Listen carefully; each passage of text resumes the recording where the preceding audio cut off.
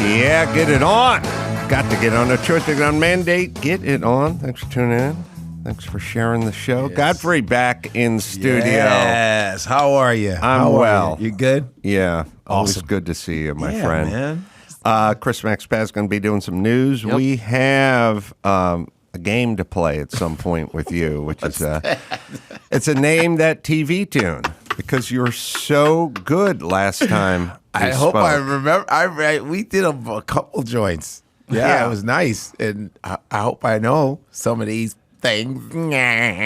If it's a new show, I'm like, no, it's got to be classic. Yeah, because I'm like, what is that? You know, a thing that's always vexed me that I got into when I did Loveline 20 some odd years ago was the Good Times theme. Oh yeah. No, let's see. Good Times? Good Times. Moving on up. The Jeffersons. Sorry. The Jeffersons theme song was sang by Jeanette Dubois, who was Thelona, the next door neighbor in Good Times. Yes. She sang the Jeffersons theme song. Yes, and I'm thinking. No, sorry. Yeah, I'll circle back. Okay. Good Times theme. Good Times theme. There's a lyric in there that's not knowable. The chow line or the thing? Yeah, hanging. I think it's hanging in the chow line, which doesn't make sense. It's either hanging in the chow line or hanging and a jaw in. Yeah, I think hanging. I thought it was hanging and a jiving.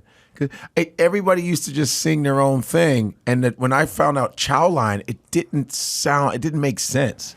Well, hanging in a chow line.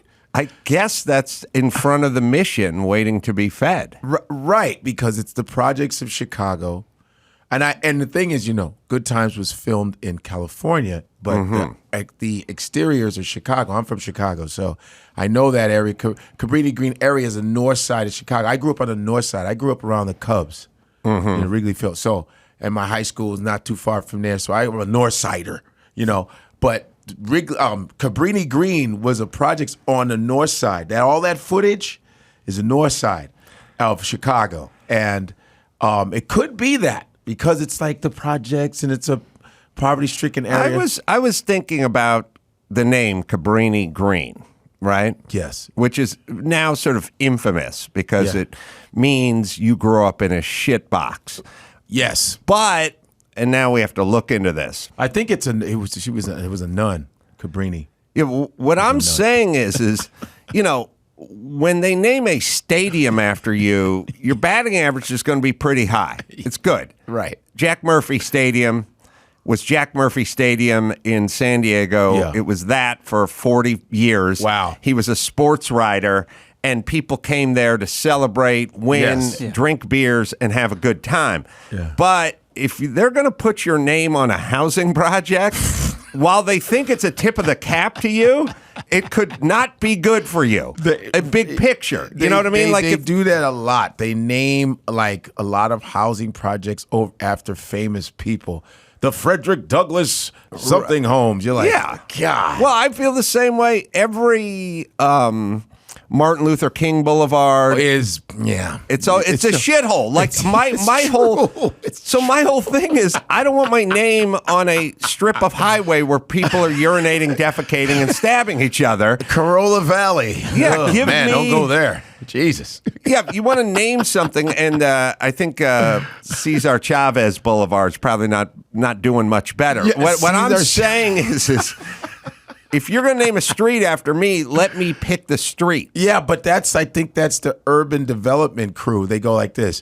Yeah, let's just, since they're bitching, we'll call it Malcolm X Boulevard. Getting sick of these people.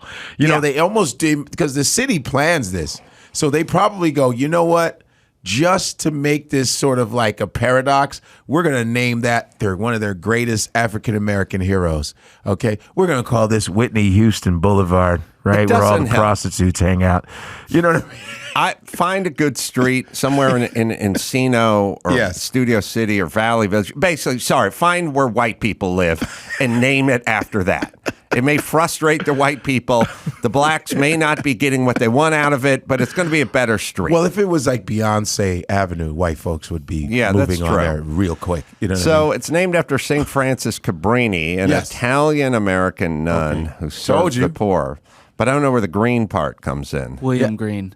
So, a longtime president of the American Federation of Labor. All right. Oh, so it's it green, was Cabrini it was green. done as a tip of the cap to these people, but it's now a slur.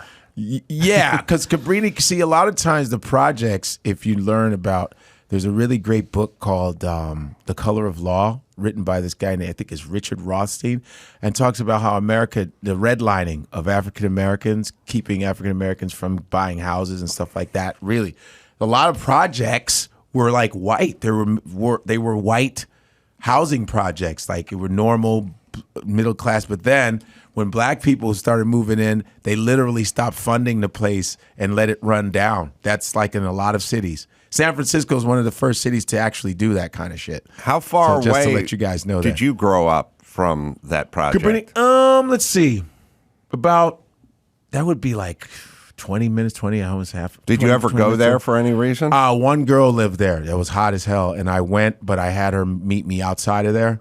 I said, "Yo," she goes, "Are you gonna come get me?" I said, "You have to come out. I am on the other side." I was like, she was so hot. She lived in Cabrini Green, but she was like in school and all this other stuff, and I was just like, I just wanted to smash. Of course. And yes, I was like, but Cabrini Green, that's how cute she was. I was like, I ain't never been in projects, but here we go. All for a little ass. Did you get some? Keeping your head above water, making the way that you can, temporarily. Wait a minute. Making the way that you can? Making the way that you can. It's going to be an interesting game. No. No, it's not. Well, I think it's keeping your head above water, making a wave. I'm sorry, making a wave if you can. Well, we're using water as a metaphor. Right. I would Making a say wave works. So if you keep your head above water, you're like, so you're sort of like, are you sort of like doggy paddling? I Just didn't break trying it to down that survive? far. They used to make us tread water in swimming class when we were little. Like, come on, doggy, come on, Really? stay. Yeah, that was Yes, like your test. survival. Their survival, like this is 6 years old. You're in 9 feet deep water. You're like, you're like, your friend's like, come on, man, you'd still, I have a theory about black women swimming. Oh, it's not a theory. It's facts. The Yeah. hair. It's the hair. It's the hair thing. But my sister was an awesome swimmer. But it's the hair thing, and it's not. And My sister was a lesbian? no. Oh, okay. They don't want to fuck their hair up, It's the truth. so they don't learn how to swim. Well, we learned. I grew up. See, let me tell you about the African Americans that I grew up with in Chicago on the north side. We all went to family swimming. My father was a swimmer. And we all had to go. My sister had a swimming cap. There's swimming caps. There's swimming caps, and we just swam. It's just like you're going to swim. It was like forget the hair. You just do it over when you're done. But we learned. But a lot of women, black women, do not want to mess their hair up. But I'm like, you should learn to swim though. Like at least learn early when you're little. Yeah.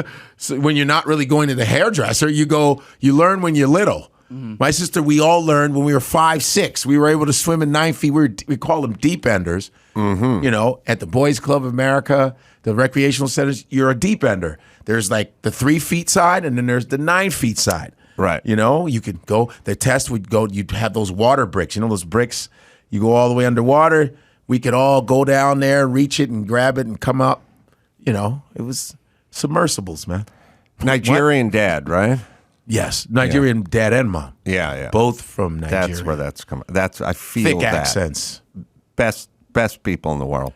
The best. Ultimate. We've got into it before, but Yeah. I think if you were to say, like in a Marvel movie, when they pick like a warrior culture Yeah. that's not just physically there, but mentally there too. If you were to sort of just pick a group, I would brains and brawn, kind of Renaissance, whatever. I think you'd have to go Nigerian. I think you would go like if you said, look, we're going to base it. Here's what we have criteria. Okay. We're going to base it on a couple different factors. Okay. I want to know how much weight you can squat, how much weight you can bench press. Yes. And then what your SAT scores are and how fast you can do basic math in your head. Nigeria. I think you'd have to go Nigerian. You damn Skippy. I mean, you can pick other cultures and go, well, the Japanese, they're pretty good at the math. You go, yeah, but then a Nigerians little are less, little less in the squat department. Yeah. Like, if you were just to go the ultimate culture, it's sort of what you look like in your underpants. How many of you made it to the NFL and the NBA and then what you could squat and your SATs and your SATs? I think you'd have to go Nigerian. Yeah. Oh, that's the power of information. Oh, that's you have to. Do you know the Black? You know the Black Information Network? Yes, information that. Wait, BEN? BIN. Black information. No, I know the Black News Network, but that's not around anymore. I know Black Entertainment Television. Oh, BET. I'm gonna blow your mind, man. Oh, I'm into Black information all the time. The correct information, and if it comes from a man that is not black, it is very more impressive to me. Oh yeah, when it's correct. Play a little Black Information Network. Black Information Network. That's all I listen to. Oh, really? It really is. I gotta say, I don't think there's another human being. You guys tell me. I mean it. You tell me if there's another human being that drives in Southern California, listens to conservative talk radio, like guys like Dan Bongino, guys like Ben Shapiro, Dennis Prager, Ben Shapiro.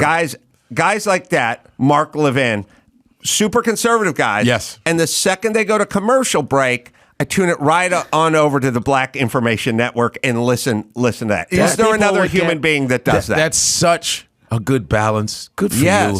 Such a good racial balance that you have. I agree. Not a lot of white men have a racial balance. No. Like me, I would listen to, of course, I listen to my people's stuff, but then I would listen to everybody. Rush Limbaugh, his fathead ass. I'd listen to him.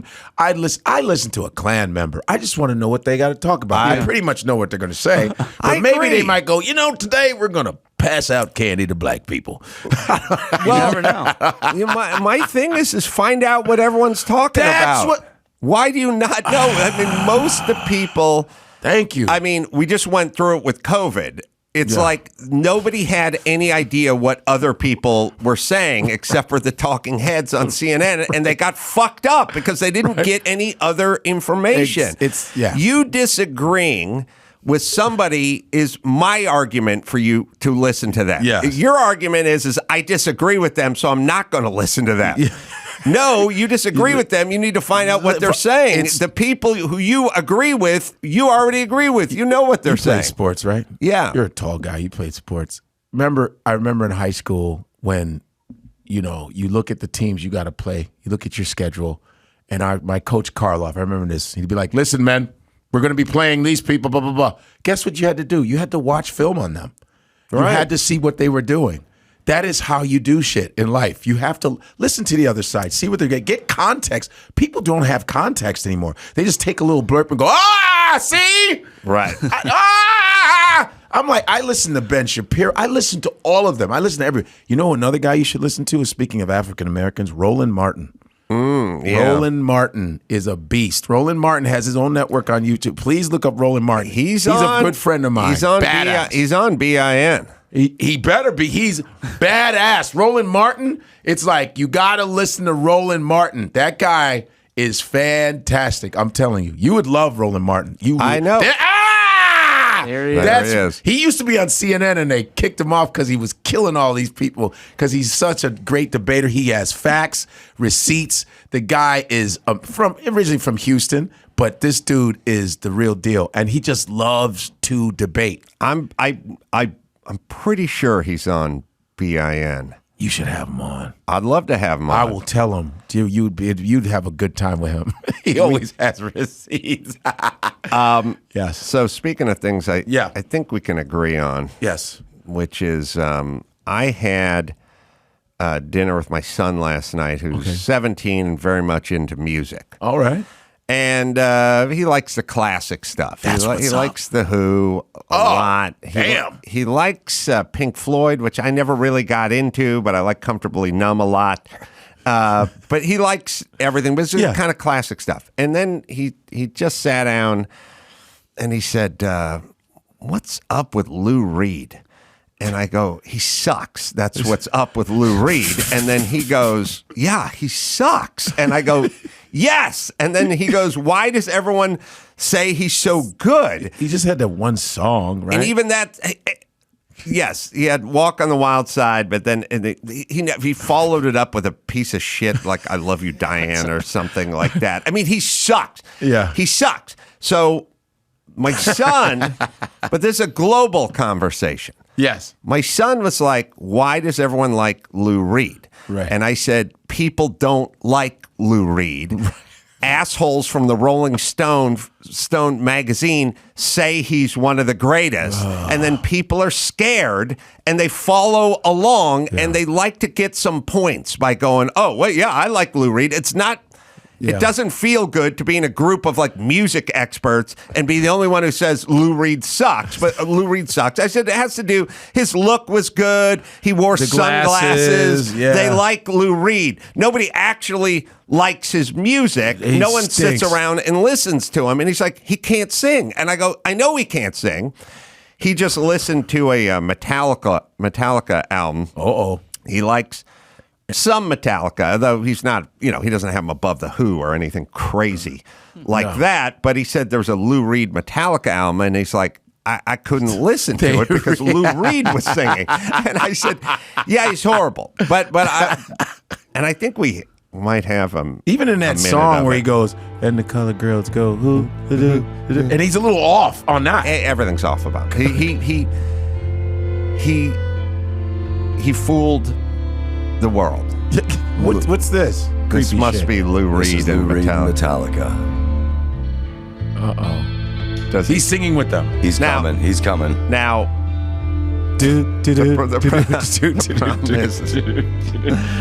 Metallica goes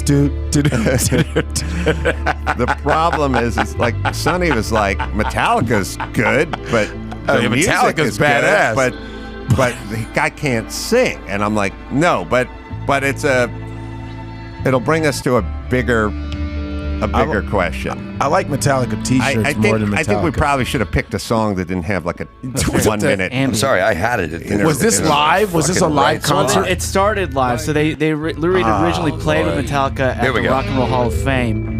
Why do I cheat on me? And then they made Is that him? This is him. Is it horrible? Yo, come on, man. Bigger. All right, so that's karaoke, bro. Bigger issue. 2011, by the way. There's plenty of examples throughout the album, too. Well, pick another one because it's going to make me laugh. I didn't listen to it. I didn't need to listen to it. When my son wanted, his question wasn't, why does Lou Reed suck? His question was, why does everyone like Lou Reed? Which is always my question. My question isn't about, Yoko Ono or Lou Reed or even the Beastie Boys or DJ Khaled. It's not what are they doing? I was just talking about how annoying he is. It's what are we doing? What are we doing? I get it. Listen. DJ Khaled. Look, everyone. Look, many people suck. The question is how do they fool people into thinking they're good? And so he wanted to know the Lou Reed conundrum. And I said, well, now listen to me because this is a global conversation. Godfrey, do you have children? As far as I know, no. Okay, when you do, I have none. You're going to have this conversation with your son. My pullout game has been like an inside fastball. What? Really? Ball one. Wow. Like ball two. Got a great pullout Pull game. high and inside. So your pimp dick is strong? It's pretty. Whoa, ball. And there's a walk. He gets another walk. It was a yes or no question. We need to see you dry hump the console for 20 minutes. You don't have kids. We get it. I have no kids. Okay. How many you have? Well, just one? I got twins. Oh, you knocked it girl. out. That's awesome for Toronto. Now, so here's the thing. I'm not going to have this conversation with my daughter because it's not going to work. Right. Women need to fit in. They need acceptance, and they need to feel popular and accepted. Right. So this conversation will fall on deaf ears. But I sat at the dinner table with my son, and I had a conversation. And I said, look, you can go the Lou Reed route. Yes. Which is an easier path because you're not going to get everyone fucking yelling at you who claims to be music experts. But this is global. There's a Lou Reed route version of COVID where you just fucking put your mask on when you're driving alone in your car and you lap up all the misinformation and all the bullshit and all of it. Just suck it up. Don't say anything. Yes. Just don't say. Lou Reed is great. COVID is bad. Moving on. And you may go through your life in a comfortable fashion.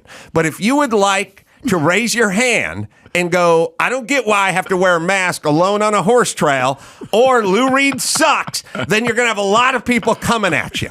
That's what your dad does.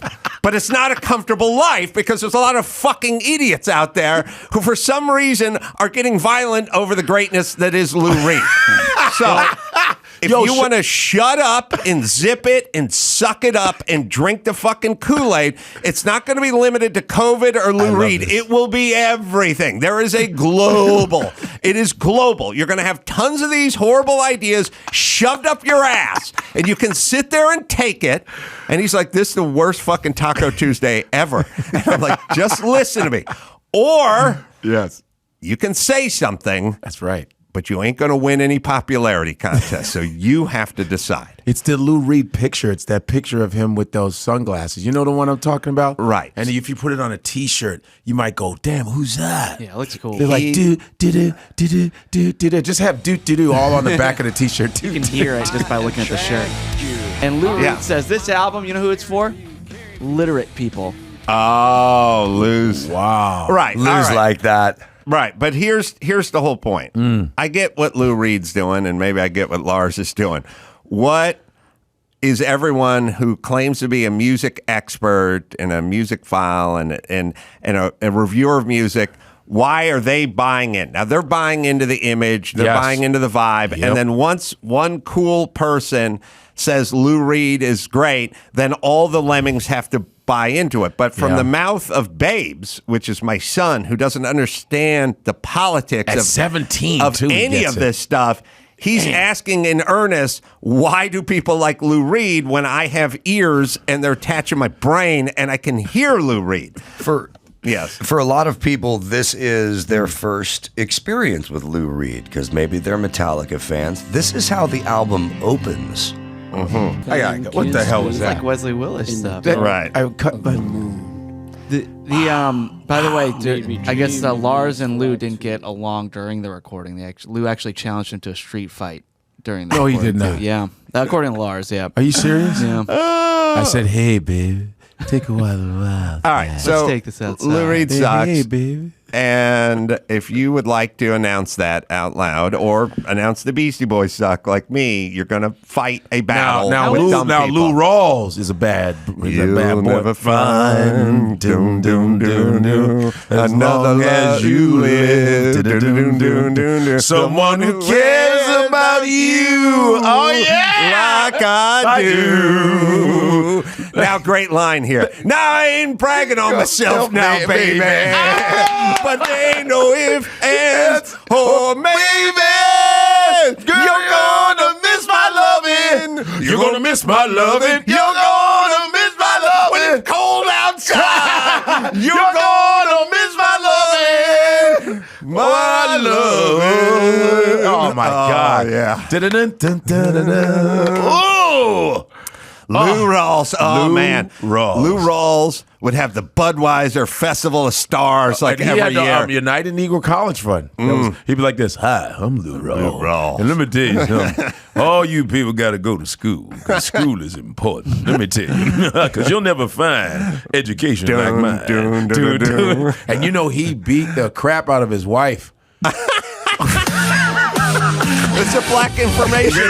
News comes first. And Lou Rawls is like, "You'll never find the teeth I bam, knocked bam, out your bam. mouth." He literally, I saw a documentary on Lou Rawls. He's from Chicago, another Chicago guy. And he beat the living crap out of his wife, dude. Like, he beat the like all the time. And then he'd beat her ass and then get on stage. "You'll never find." It's like, that was creepy. But yeah, Lou Rawls. Lou Rawls, see, that's a dope Lou. See, that's an awesome Lou. What is there any other Lou? Lou Costello. Lou Graham from Foreigner. Yeah. That's a great Lou. All right. All right. Lou from Foreigner. Ain't a foreigner. Right. Yeah. Urgent. So here's my question then. First off, there's no better life than being on the happy side of some bullshit. Like you've got to go along. You've had to go along with Black Lives Matter. You had to go along with COVID. Yes. You got to go along with Lou Reed. You got to go along with the Beach Boys. You're on the happy side of that. You don't have to have any talent or do You anything. don't like the Beach Boys? No, I like the Beastie Boys. The Beastie Boys. Sorry. Beach Boys are pretty good. Like they have a lot. That Brian Wilson. talented. Oh yeah. Like damn. You think Lou Reed and Lou Bega ever sit around and talk about who has less talent? Got him. How about Lou Grant? No, I'm sorry, Ed Asner. Yeah, Mary Tyler Moore. Mary Tyler. All right, we got the game to play, but I'm just saying everyone has to make the decision. Yes. Would you like to be popular or would you like to be right? Right. And my argument is I would argue for being right, but you ain't going to be popular. That's how it works. Yeah, you're not. It's true. That's I'll tell you, Sonny is so tuned in. He whenever he tells me his name's Sonny. Yeah, the Awesome. bands he doesn't like, I'm always like right, and right. Where's he finding these bands? He has Because an old. He has an he's the- old ear. Yeah, he's He has the an only old one ear. at his school who has to be listening. Here's to the these songs. bands he thinks are like overrated and not very good. Oh, good. Okay. He's like U2. I'm like, yes, Yeah. exactly. Yeah. Bucka, bucka, bucka, bucka, bucka, bucka, bucka. I mean, it's really. If Yeah, you find they it, sure are. if you find the theme to Super Chicken, that's basically bucka, bucka, bucka, bucka, bucka, bucka. I was like, yep, U2. U2. But when I'm not saying untalented No, or right, no no. ability or anything, just overrated. Like he's like, I don't get it. Who's this? Lou Reed and U2? No, this is Rhapsody in Blue. Is this? That's Rhapsody in Blue. Yeah, it sounds like that. No, it's a Super Chicken theme. Hey. Oh, all right. Well, listen, U2. Then he's got Beastie Boys. I'm like, yes. Overrated. That's true. Then he's got Red Hot Chili Peppers. I'm like, exactly. Yeah, they got like two exactly. songs. Give it away, give it away, give it away now. Right. Then he's like, I like the Rolling Stones, but Yeah, they have a lot of shit songs. And they I'm like, do, yes, but I they love do. the Rolling They have a Stones. bunch of shit songs. I'm a like, Stones you're fan. exactly right about all these acts. They do have a lot of shitty songs, but they're cool. They have as like shit, 1,000 though. songs though. But they got okay. Can I say this? Yes. Sorry for interrupting. I'm interrupting. I saw the Stones in Vegas last year. Yeah, Vegas last year. Saw the Stones front row seats because my friend Sasha Allen sings for the Rolling Stones for the past 7 years.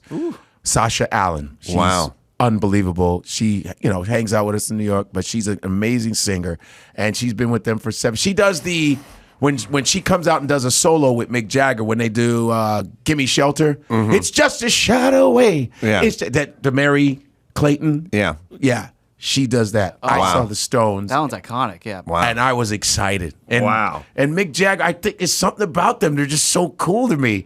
And Jagger, just his whole weird dancing and His vibe. They just vibe. I was born in the crossfire. There she is. Wow. Oh yeah, Sasha Yeah. Allen, baby. That's the reason why I saw my favorite rock band. There's a lot of Who versus Stones, but who's better?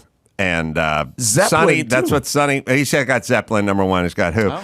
but I told him you can find the song Squeeze Box. I'm like, Who has so many fucking great songs. He knows Tommy. He knows Quadrophenia. He knows all the big ones and some of the deeper cuts, but he didn't even know Squeeze Box. And I'm like, Squeeze Box has a banjo in it. So here's the thing about bands. Yes. The Who and why Beastie Boys or whatever. A band should be interesting. Their songs should be interesting. The Who has interesting songs. They do. You know what I mean? Yeah, they they're do. layered and they're interesting. The Arrangements, Beastie yeah. Boys are just fucking singing about nothing all day, and Lou Reed can't sing. So, but again, Lou Reed's just a metaphor for do you want to be popular or do you want to be right? Yes, that's true. There's a lot of sucky people, though. We can keep going. Sure. Oh, yeah. God damn. All right. We got the game to play. By the way, Roland Martin produces a twice daily commentary on BIN. Where black news comes first. That's true. You got to start getting into this station, man. I know. It's like You're not going to hear the squeeze box on it very often, though. They don't spin a lot of old Who. How about Magic Bus? Magic Bus. I love Magic Bus. All right, we'll take a break. All We'll right. come back and we'll play our TV name that TV tune. Oh boy. Right after this. First, there's the Jordan Harbinger Show. The Jordan Harbinger Show, a different kind of sponsor for this episode. The Jordan Harbinger Show. Well, if you're a fan of fascinating podcasts and interesting people, you should definitely check this one out. There's an episode for everyone, no matter what you're into. Jordan talks with Scott Adams about persuasion in a world where facts don't matter anymore. Man, is he right? Or you go inside the dark world of wildlife trafficking. You'll always find something useful to apply to your own life, like routine changes to boost productivity or slight mindset tweaks to change how you see the world. Jordan's a good guy. We've had him on many times. I know the man well, and he's worth a listen. We enjoy the show, and we know you will too. So you can search The Jordan Harbinger Show. That is HARB as in boy, IN as in Nancy, GER on Apple Podcasts, Spotify, or wherever you listen to podcasts.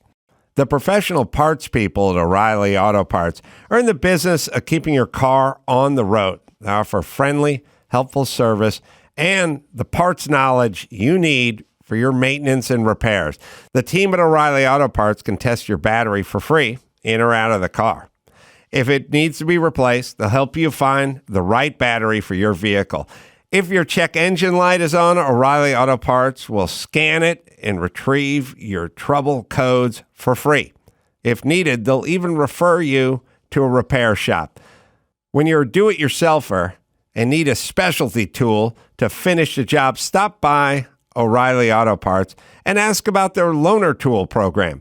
Simply pay a refundable deposit and borrow the right tool. Then get your deposit back when it's returned. Ready for some new wiper blades? The professional parts people at O'Reilly Auto Parts will help you pick out just what you need for your car and will even install them for you for free. O'Reilly Auto Parts has thousands of quality parts and accessories in stock that you might need to keep your vehicle running at its best. Place your order online at O'Reilly Auto Parts and then pick it up at your local store. You can even have your order shipped directly to your doorstep, giving you the freedom of shopping on your schedule. Stop by O'Reilly Auto Parts today or visit O'ReillyAuto.com. Godfrey is on the Adam Carolla Show.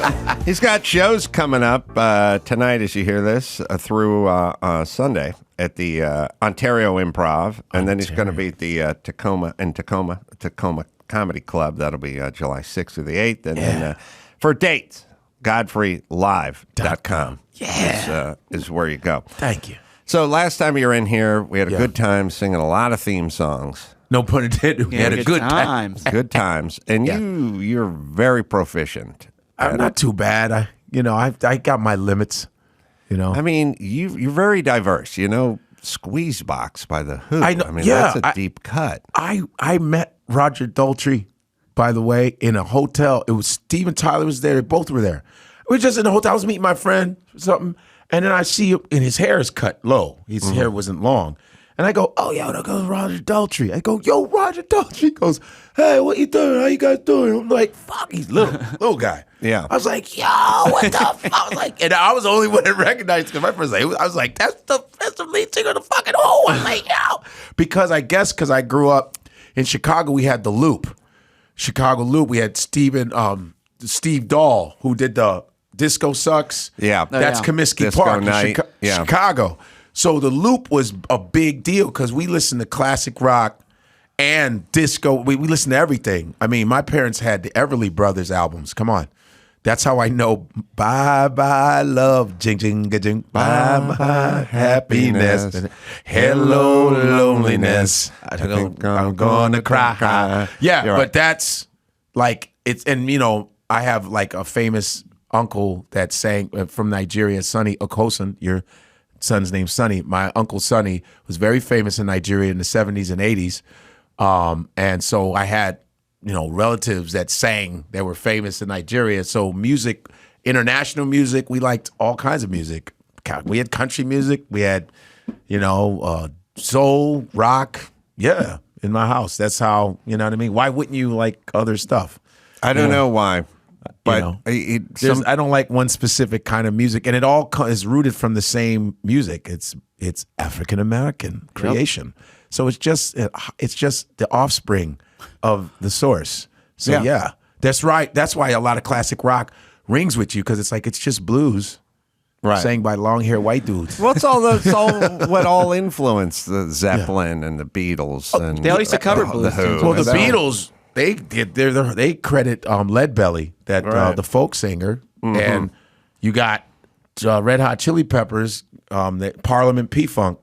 They copied Parliament P-Funk because they, you know, how they're half naked on stage. P-Funk was crazy. doing that in the 70s. George Clinton was wearing, you know, underwear. Big feather. They even did it at the induction of the Hall of the Hall of Fame, whatever. Rock and Roll Hall Rock and of Roll. Fame. They say we want to give our shout out to George Clinton, blah blah blah, and Zeppelin. Well, I think they got sued for plagiarizing all that blue shit. I went to a George Clinton show. There were at least 30, 40 people on that stage.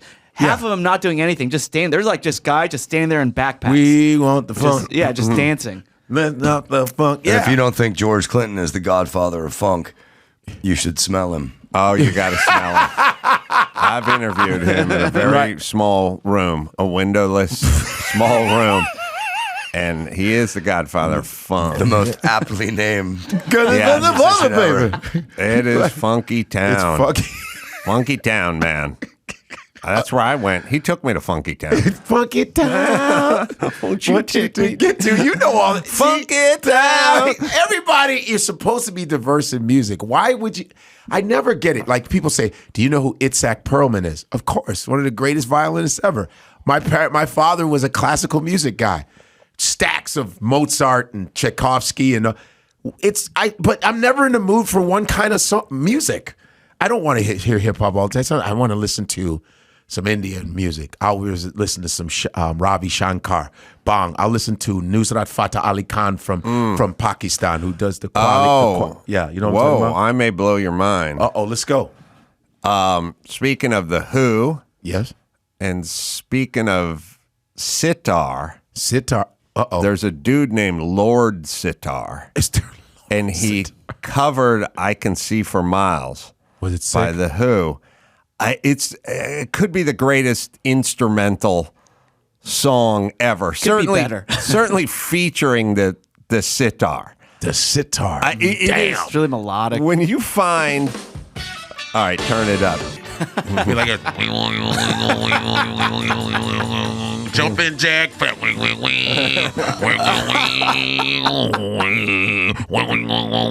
Wow, that's good. Well, maybe I'll do Lou Reed and you do Didgeridoo. Okay, ready? But I'll do what's that? Didgeridoo and you do Lou wanna Reed, do ready? You'll Never Find? I mean, what do you want to do? Lou Rawls and Didgeridoo? Yeah, Ready? okay. You'll never find another love like mine, no matter how. Where are my colored girls? No, how. What? So go do. Ready? No. Ready? No. Go do.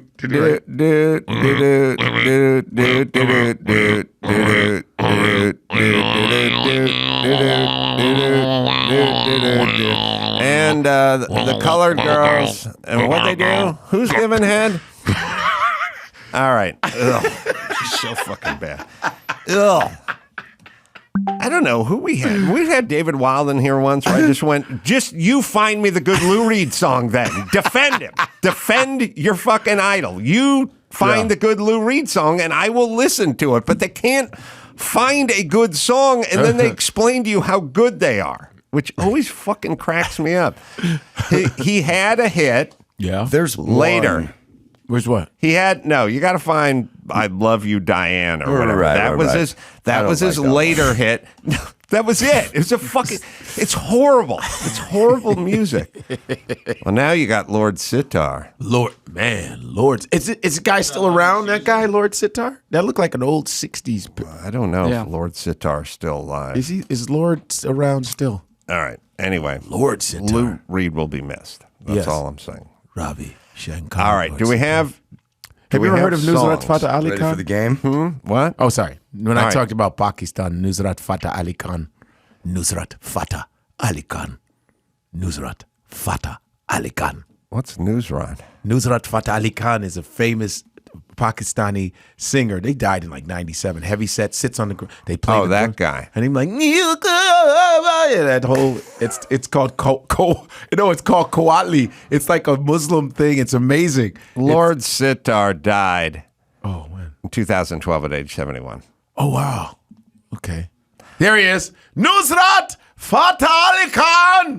Oh! So much about music. Yeah, I don't think that picture we saw was Lord Sitar. I don't think it was This is either. Nusrat, but don't look at Nusrat. Look at him. Look at you. don't put pictures up. It distracts everybody. Does he look like But he's no. playing games? It did not look like Lord Sitar. Lord Sitar was the alter ego of Big Jim Sullivan, who was a English guitarist. Oh, really? Yeah, so he released an album under Genius. the name Lord Sitar. Lord Sitar. What was the place? Wasn't George Harrison getting into the sitar? I think so. Yeah, he was. Because he was in India, right? He did Yeah. some India. Yeah. All right. So, how are we going to play this game? I'll explain. Here we go. Oh, shit. It's time for America's favorite daytime fun show. Name that TV tune. All right, here's how we're going to play. Okay. We will play the TV theme songs that you all remember. As we play them live, you will buzz in with your name. If you buzz in with your name, the music will stop, and you will sing the entire theme song. If you sing it correctly, 100% all the way through, just the TV portion of the song, you will win 1 point. If you get something wrong, you will be buzzed out, and the next player has a chance to steal. If you steal and complete, you get 1 point. If you steal and screw it up, you lose a point. And that's how we're playing. Are you ready? Oh, damn. Feels almost like Family Feud, like Steve Harvey. I'm going to tell you that right now. I lose this point, I'm going to be real mad at a Carolla. Yeah. I'm going to tell you that right now. Like the Family Feud, I'm used to this, but this whole little game you playing, you got me messed up here. Buzz in with your name when you got it. I've always said Steve Harvey is your Dr. Phil. Yeah, Big dude, bad mustache. Not exactly sure what he does, but you got him. That's a good one. I think he's more beloved than Dr. Phil. Right? I just feel like he's the black Dr. Phil. Oh, yeah. He kind of likes it like too. it'll say, Steve, my relationship. He's like, here's your damn problem. Okay, you a woman. You a woman. Okay, and your ass need to sit back and tell your man that you love him. Plain and simple. Thank you, Steve. What? That's Dr. Phil. That's the black Dr. Phil. Big dudes. Oh yeah, Both big, but not like we wouldn't mess with him big, but not muscle bound big, but just sort of big dudes. He's a big suits, big mustache, bald head. Damn, that's and good. dispenses information that your 5-year-old could tell you, but does it in a very stylized way. Oh, so you're trying to tell me that your boyfriend doesn't really like you too much They're the because same height. she's having lots of sex. What are you Right. going to do about that?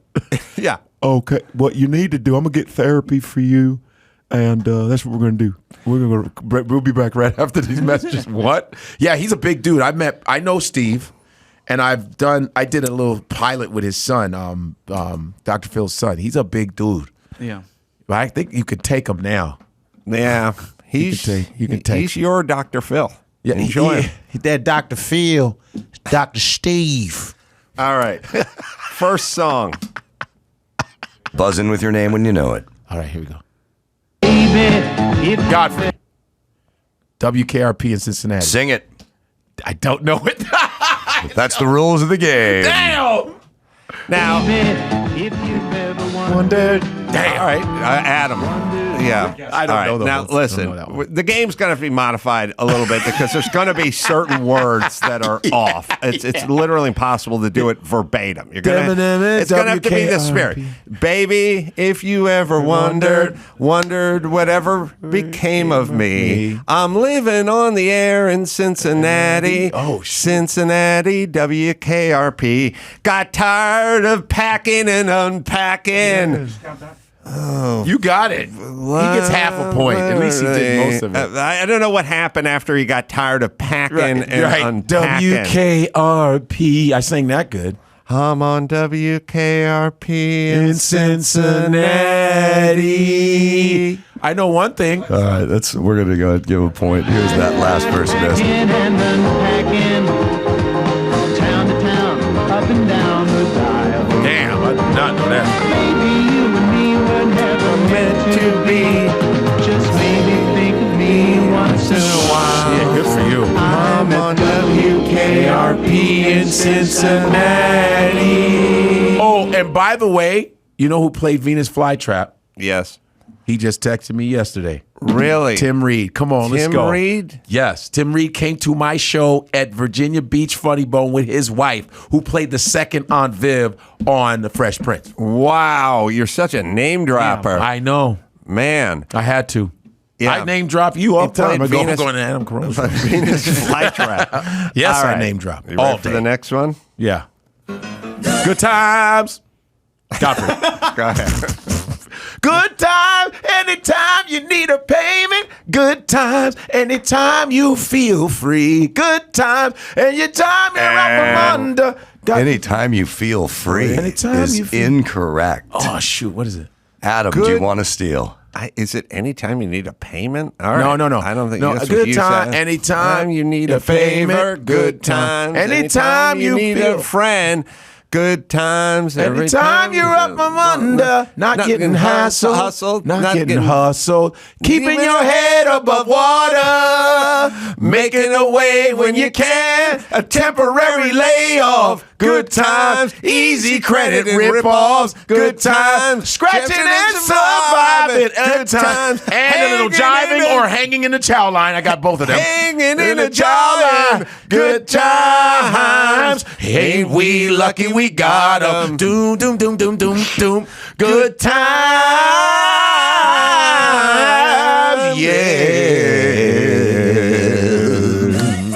Yeah. Both of you got it horribly wrong right in the top. Adam, you said anytime you need a favor. It's not anytime you need a favor. Anytime you need a a payment. I did that. Godfrey, you said I forgot what you said, but it's anytime you need a friend. Mm-hmm. Anytime you're out for under, not getting hassled, not getting hustled. Good time. Wait, let's listen to the word. Is it jaw? It sounds like it says jawline. I'm gonna tell you. But it should rhyme with surviving jiving. Jolly. Jaw. Hanging and a jaw. in a chow line. That's so whack. She says chow line, Because, but listen. she starts it with a J. Yeah, she's saying that with a hard J. Oh, you know who else did this? If it says strive and surviving, it should be jiving. And a little jiving. They got it wrong. It should be. That's a terrible. They can sing, but they're a terrible chorus. They need to get a new choir. That was from the Ebenezer Baptist Church. They should have went to the other church. Yeah. These same inarticulate thing as, chorus people. In Michael Jackson's Billie Jean, That's a weird one. Cheer. the chair is not. He says the chair is not my son or whatever. I don't know if she's saying kid or child. No. Oh. Yeah, he did with kid. Was it kid? It or was the child? kid is not my son. Right. He didn't hit the K, and she didn't hit Yeah. the chow line. She said a jaw line. And a little. I think All right. Yeah, some sometimes when diction you're singing issues, that, sure. sometimes when you sing it, there's a lot of people that are like Stevie Wonder will say something. I go, what did he say? You know, because sometimes they'll be like, I got some pen to get the sometimes I think they get so into what? Right. And they don't give a shit. Yeah. But the thing about Michael Jackson, all his albums, he had the lyrics right there. You open the album, the lyrics were there for you to follow. Even if it said Chid, you go, it said Kid here. Right. How nice is Michael? Yeah, that was really Thank you, Mike. thoughtful. All right. Hee hee. Let's do another one. Go ahead. Three's Company. All right. Here we go. Come and knock on my door. We've been waiting for you. Where the kisses are hers and his. Three's Company too. Come and dance on our floor. Take a step that is new. With a lovable place that needs your face. Three's Company too. You'll be the life of a. You'll be the. Laughter is calling for you. Down on our rendezvous. Three's Company too. Fuck. I had that one little. I'm going to So go how with they the had it. steal here, which is I think it's come and knock on our door. Come and knock on our door. You said my door. You did, Godfrey. Sorry. You did say my door. It And- is our door. And and I knock on our also think when it came to dancing, I think he said learn a step that is new. Take a step. No. Take a step Take that a is step new. that is new. With a lovable is- place that needs your face. Three's Company too. You'll see that life is a ball again. Laughter is calling for you. Down on our rendezvous. Down on our rendezvous. I'm giving this to Godfrey, Yeah. but it's learn a step. It's not learn a step that is new. It's take a step. All right. Well, Look at that fucking guitar though. Oh, that was when they were in like third, fourth season. Yeah. That's not the first verse. And waiting for you. Lou Reed. Hers and hers. That's when they got lazy. Come and dance on our floor. Same singer. Take a step that is new. Take a step that is new. We've a lovable space that needs your face. Three's Company too. You'll see that life is a ball again. Laughter is calling for you. Down at our rendezvous. down at our rendezvous. Yeah. Three's Company too. I never knew it was down That's at when our rendezvous. Mr. Furley was on this. This is when Don Knotts got on it. Because that remix. I know. This is fucking ridiculous. He's like this, Jack, where are you? Right. Me, we have the same birthday, Don Knotts. Me, Don Knotts, George Wallace, Robin Williams, July 21st. Let's go. Steve Byrne. Don Knotts could get. It was back when a comedian could just have a kind of a move. Like Don Knotts was a hard inhale. He'd be like, he just always worked. All he did was do a face with a big and shake it through his nose, Even and then in- people would start laughing. Andy Griffith Show. I wish those days were still upon us, Yeah. The where physical I could just comedy. get up there and just have a move. You know what I mean? Like Adam, his move is he scratches his ass, and everyone goes Everyone's nuts. like, yo, that was my shit. I Every just finished time. watching. You know Me who and my- I share What's up? Go ahead. a birthday with? Who you? What is your birthday? When is your birthday? Well, you're going to know it when I tell you who I share a birthday with. Todd Bridges. That's my claim to fame, brother. And that is my theme song He is the last living. of the Mohicans, man. I mean, Arnold. Everybody's gone. Everybody. That Dana is Pl- yeah. Dana Plato. That Mr. Conrad Baines. Right. Everyone. The Gone. housekeeper. Gone. Everybody, Gone. everyone in the building he lived in is dead now. Like, it is the first. Yeah. I mean, it's one of the only newer sitcoms where everyone is gone except for the guy who had the horrible drug problem, who's still here. And he dated Janet Jackson. He did. Yes, he did. And Todd Bridges. Todd Bridges Do you dated think that was Janet because of the birthday? Because I'm going to have a shot. Jackson. What's your I told you, it's Todd Bridges. You know when wait, that is. No. You don't have that laminate of great black actors' birthdays in your wallet? Yo, let May me tell you 27th. something. You're May 27th? Yeah. That's my cousin's birthday. Wow. May 27th. Let me tell you something about this. there used to be a magazine called Tiger Beat. Oh yeah. And it used to be like Sean Cassidy, all the Leif Garrison, Leif Do Run, yeah. all these dudes, white dudes. And there was Todd, for black dudes, it was Todd Bridges and a guy named David Hubbard. David Hubbard. There used to be a show called Lance at 15. Lance at 16. Yes, it was an NBC show. Yes. And David Hubbard was the best friend of this white dude. Or was it Lance Kerwin was his real name? No, it was James at 15. James at 15. James at 15. There he is, David Hubbard. Wow. Yeah, baby. Yeah. David, that's David Hubbard, So bro. how many times did you beat off to that dude? Whoa. Well, I mean, if you're looking at Tiger Beat, you're looking for a brother. Well, it's the beat. The Tiger Beat doesn't help the situation. Yeah, there was a Tiger Beat off. There was a popular TV show called James. They did James at 15 or Lance something. Kerwin was the white kid's Right, name. and it was like a movie of the week or something, and they spun it into a TV show. Yes. And it was like good. And everyone, Lance Kerwin was really hot for a while at James at 15. Yeah. And it was just one of those, here's what real life 10th grade is. Yes. Or here's what the high school feels like to an American who's 15. Yep. It was a little before its time. Like they come out with all those high school, like real high school stuff now and stuff, but that's what this was. All right, should we do one more? Yeah, let's do one more. We are knotted up 1-1. Okay, This is for the win. Here you go. All right. Now the World don't move. Different Adam. strokes. Oh. Well, we're gonna. Now the world. I don't know this one. I know. And the Ready? world don't move. Here we go. Okay. Now the world don't move to the beat of just one drum. What might be right for you may not be right for some. A man is born, he's a man of needs. Then along come two. They got nothing but jeans, but they got different strokes. It takes different strokes. It takes different strokes to rule the world. Now everybody's got a special kind of story. Everybody finds a way to shine. It don't matter that you got not a lot.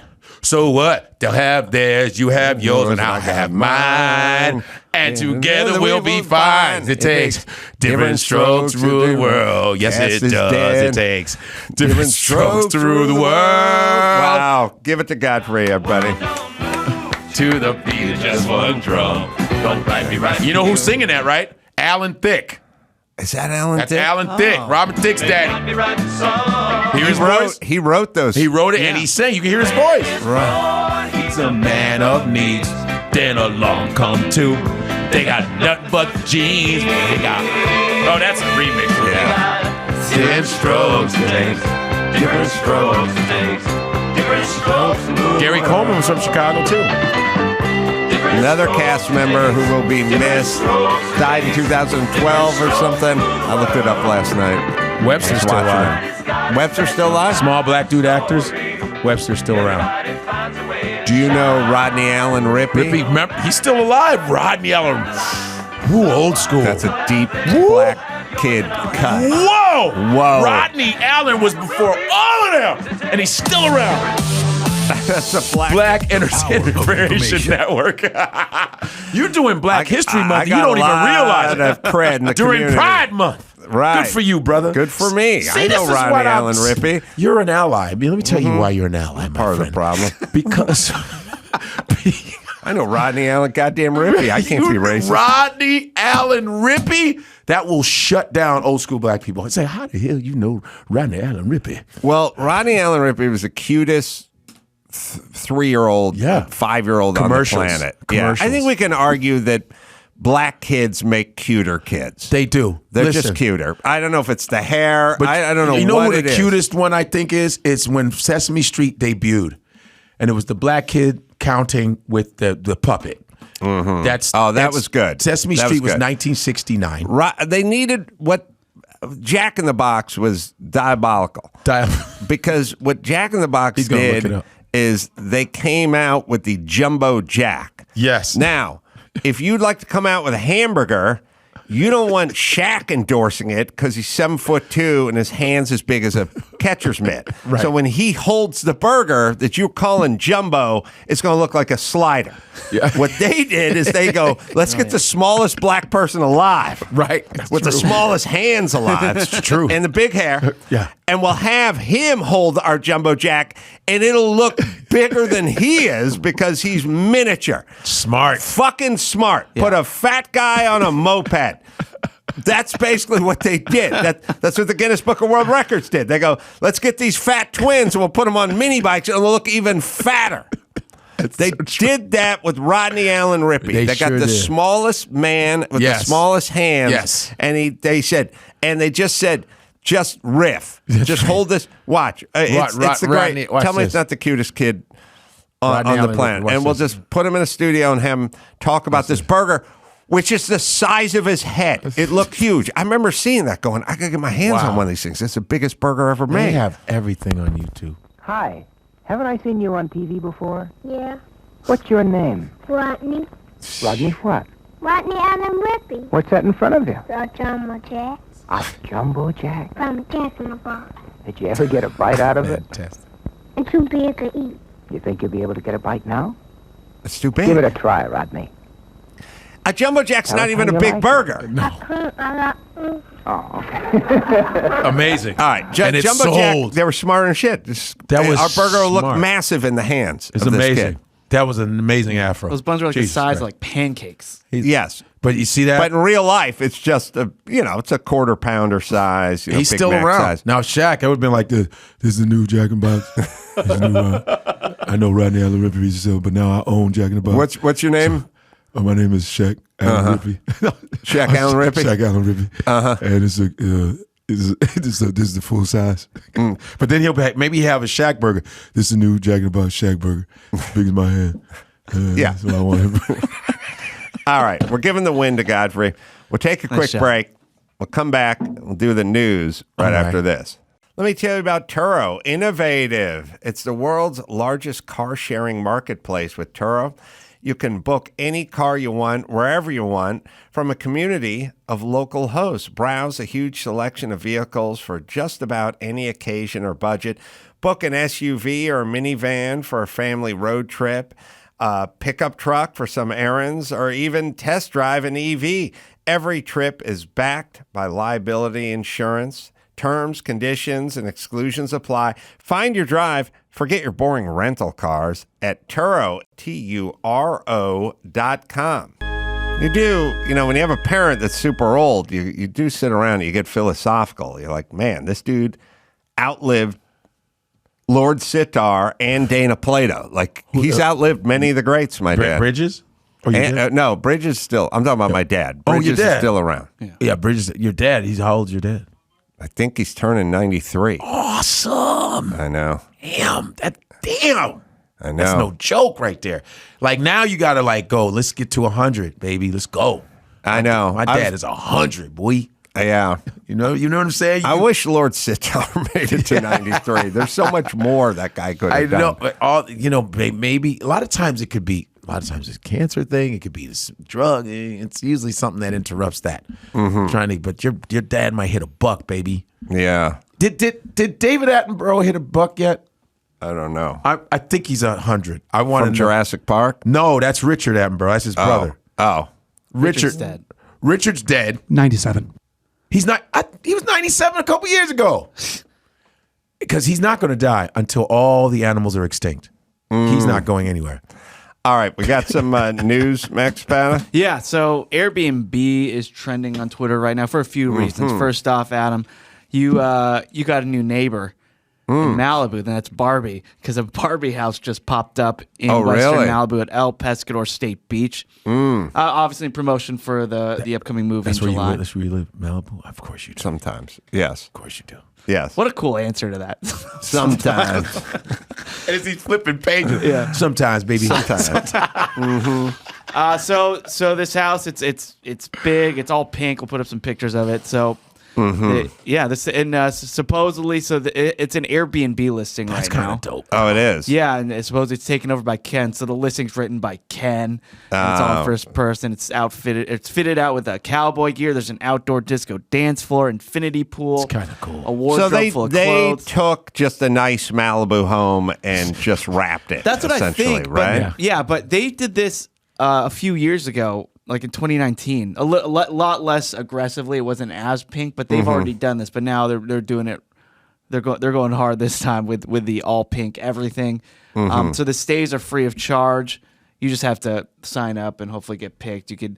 It's available for up to 2 guests each on just for July 21st and 22nd. And that's it. First come, first serve. Basically, if you try to sign up for it, because the signups could go like July 17th or something. But remember when stay there for a night? They were doing all this bullshit with hotels, like Taco Bell takeover. Yeah, and it's like Taco Bell. It's a new marketing thing. They just outfit properties. With a theme. The thing that always cracked me up is Mark Garagos has that hotel in Palm Springs that I've stayed at, the V. And I think Taco Bell did a takeover. They did. That was the Taco Bell hotel. Right. Oh, yeah? Right. But they asked him not to show up. What? Can you not come? Did that be the Because vault? he's defended like too many controversial people. Yeah. Oh, it hurts the brand.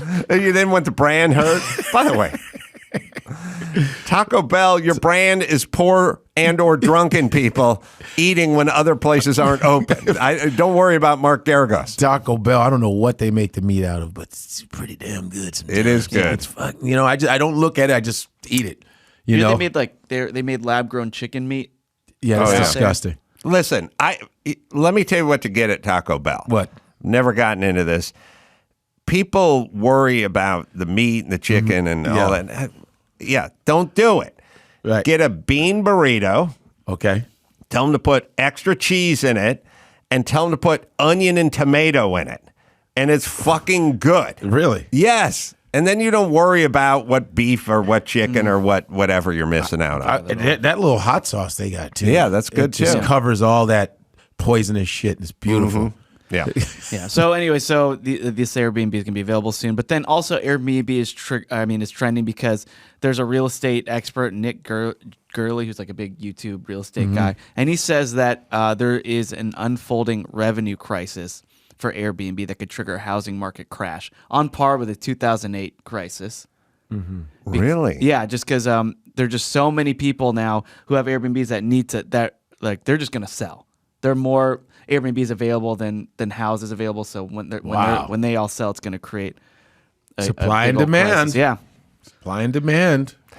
Yeah, there's a lot of rules now because I think people started Airbnb and then other people in the condo association were like, no more Airbnb, and they have rules like. What's wrong with you? Should be able to Airbnb your own spot. The fuck, right? But if you were the neighbor, you don't want, and you were living there full time, all these randos coming in and out. They have a rule. No, that's true. I think in Drew's condo in New York, it's like you can rent the place out, but they got to be there 6 months minimum. Oh, now that's I heard that they're paying real rent now. Yeah. And then with all this Airbnb talk, there's actually a video out of Chicago that has resurfaced. It's actually from 2020, but it's been making the rounds on Twitter.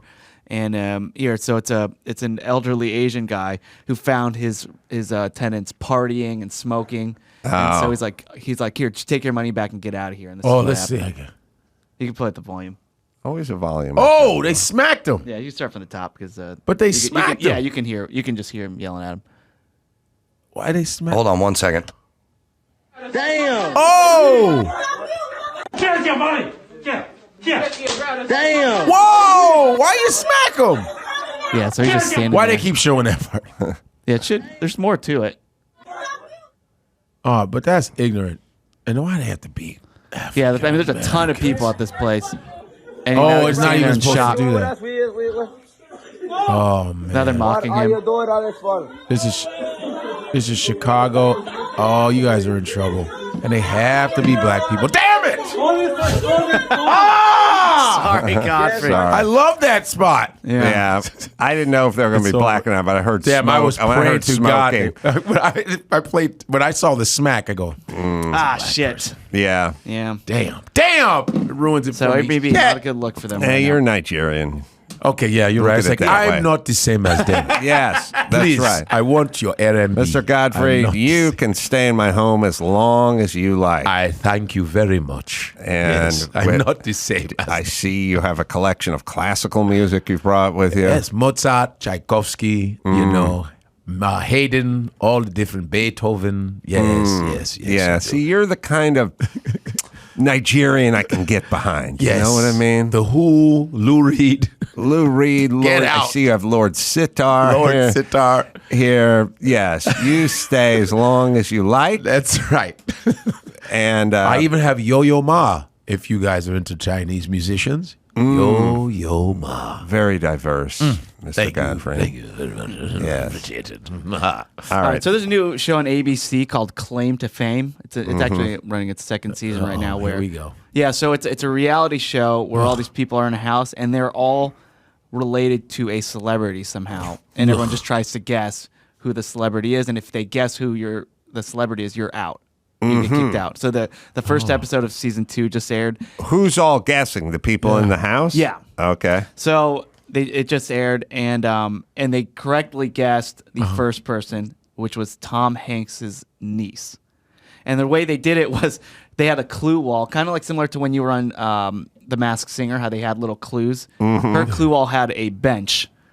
And it was Forrest Gump. Yeah, so they're like, oh yeah, that's definitely Forrest Also, Gump. they give you clues. Yeah, there's some clues. So they're like, but you're supposed to keep it a secret. So they guess that, oh yeah, you're she's related out to of Tom there. Hanks.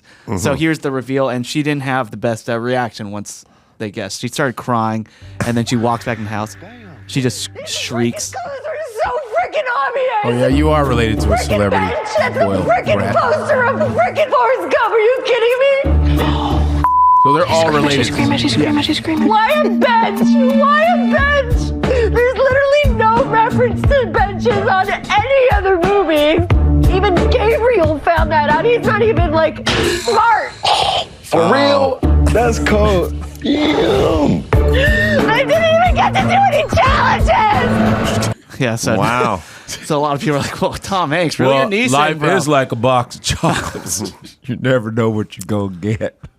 Jesus Christ. She's what the? Yeah, they are related to a celebrity. Look at that. Yeah, The some behavior. of them are brothers of somebody, grandson. behavior. There's daughters, nieces. But they don't say who No, yet. I've right? You want to hear last season? Yeah, So I would. So we last season we had the sister of Keke Palmer, the cousin of Jason Aldean, the granddaughter of Dean Martin, a niece of Cindy Crawford, the sister of Simone Biles, Whoopi Goldberg's granddaughter, Tiffany Haddish's sister, Al Sharpton's daughter. What the hell? And there's got to be Random every shit. one of these people have to have a conversation with the celebrity matriarch or patriarch and go, look, ABC's offering me $32,000 to do this show. Now, I don't necessarily want to do it, but I do got rent to make. If you would like to beat that number, now remember, I get $100,000 if I win the whole thing.